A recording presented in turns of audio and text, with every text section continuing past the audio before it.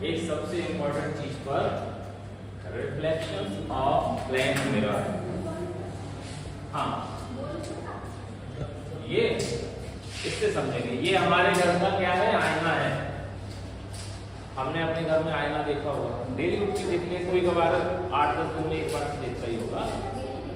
अच्छा, डेली देखते हो, कोई बात नहीं। हाँ, क्या है, reflection of plane mirror. Plane mirror का रिफ्लेक्शन का एक कॉपी आपको बनती है, ठीक है। हम डेली इस्तेमाल करते हैं, ये मिरर है, ये आईना है एक तरीके का जो हमारे घर पर लगा रहता है, डेली हम इसको देखते हैं। लेकिन ये वर्क कैसे करता है ये मालूम है? वर्क कैसे करता है इसकी कुछ हमने देखा होगा। मान के चलिए ये कौन है, ये आप खड़े होते हैं प्लेन मिरर में, सभी लोग दीवार पे लगा रहता है, कहीं ऊपर सामने खड़े होकर हम उसमें देखते हैं और फिर स्कूल के लिए आ जाते हैं, ठीक है।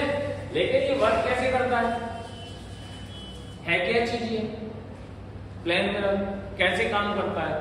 तो प्लेन मिरर में कुछ पॉइंट है जिसको हम लॉ ऑफ रिफ्लेक्शन यहाँ पर करता है। हम जैसे हम खड़े होते हैं, यहाँ पर हम खड़े हुए सामने, तो ये हमें चेहरा दिख रहा है। इस चेहरा जिस कंडीशन में दिख रहा है, इस कंडीशंस को देखिए। प्लेन मिरर की कुछ कंडीशंस होती है। पहली कंडीशन, जितनी दूरी पर हम खड़े होते हैं प्लेन मिरर में, जितनी दूरी पर हम खड़े होते हैं, इमेज जो होती है ना मिरर के पीछे उतनी ही डिस्टेंस से बनती है। जितने डिस्टेंस पर हम खड़े होते हैं उतनी डिस्टेंस पर इमेज बनती है। कहां? मिरर के पीछे। अब मिरर के पीछे कैसे बनती है? मिरर तो दीवार पे लटका हुआ है, उसके पीछे इमेज कैसे बन रही है? उसके पीछे इमेज कैसे बनती है? क्योंकि वो तो दीवार पे लटका हुआ है, उसके पीछे तो कुछ है ही। लेकिन जो ऑब्जेक्ट है वो जो इमेज फॉर्मेशन, इमेज क्या है? इमेजिनेशन क्या है? इमेज क्या है? हमारी क्या है? इमेजिनेशन ही तो है, काल्पनिक चीज। तो ये कहां है? जितनी डिस्टेंस पर हम खड़े हैं, ऑब्जेक्ट जितनी डिस्टेंस पर है, मिरर के पीछे ही उतनी ही डिस्टेंस पर इमेज फॉर्म होगी। यानी कि अगर ये मान के चलिए हम यहाँ पर 1 मीटर की है, तो यहाँ पर भी इमेज कहां बनेगी? 1 मीटर बिहाइंड मिरर। दूसरी कंडीशन क्या है?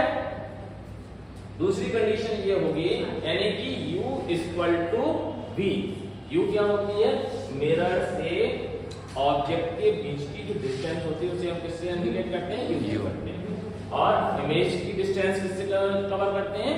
v से, यानी कि u equal to v।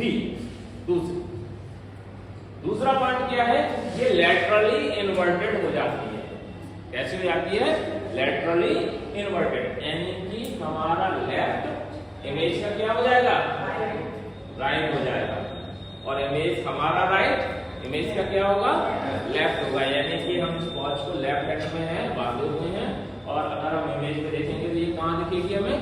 Right hand. इसे हम बोलते हैं लैटरली इन्वर्टेड होना। यानी कि इमेज जब प्लेन मिरर में देखते हैं तो कैसे हो जाती है? लैटरली इन्वर्टेड हो जाती है। एक छोटी बात और है, दूसरा पॉइंट क्या है कि इसकी जो प्लेन मिरर की फोकस लेंथ होती है वो कैसी होती है? इन्फिनिटी पर होती है। इन्फिनिटी का मतलब ये होता है कि अगर हम 2 प्लेन मिरर को अगर अपने किसी मॉल में देखा है ना, इधर भी लगे रहते हैं, तो हमें ये दिखता है कि पता नहीं कितनी दूरी पर शो करी हुई है। बराबर रिफ्लेक्ट होते हुए इमेज खत्म ही नहीं होगी। इधर से इधर वो उसमें देखते हैं, जो सैलून में देखते हैं, एक आगे मिरर लगा रहता है, एक पीछे मिरर लगा रहता है, तो बराबर इमेज बनती रहती है, पता ही नहीं पड़ता कि कितनी दूरी पर है, ठीक है। तीसरी बात इंपॉर्टेंट हुए, पहला क्या है? ये जितनी डिस्टेंस होगी इमेज की, सॉरी ऑब्जेक्ट की, उतनी ही यहाँ पर डिस्टेंस। दूसरी बात क्या होगी? इन्फिनिटी पे होगी ये फोकल लेंथ। तीसरी बात क्या है कि ये लैटरली इन्वर्टेड हो जाती है। लैटरली कैसी होगी? इन्वर्टेड हो जाएगी, यानी कि लेफ्ट राइट में कन्वर्ट हो जाएगा, राइट लेफ्ट में कन्वर्ट हो जाएगा। ये बहुत बिल्कुल समझ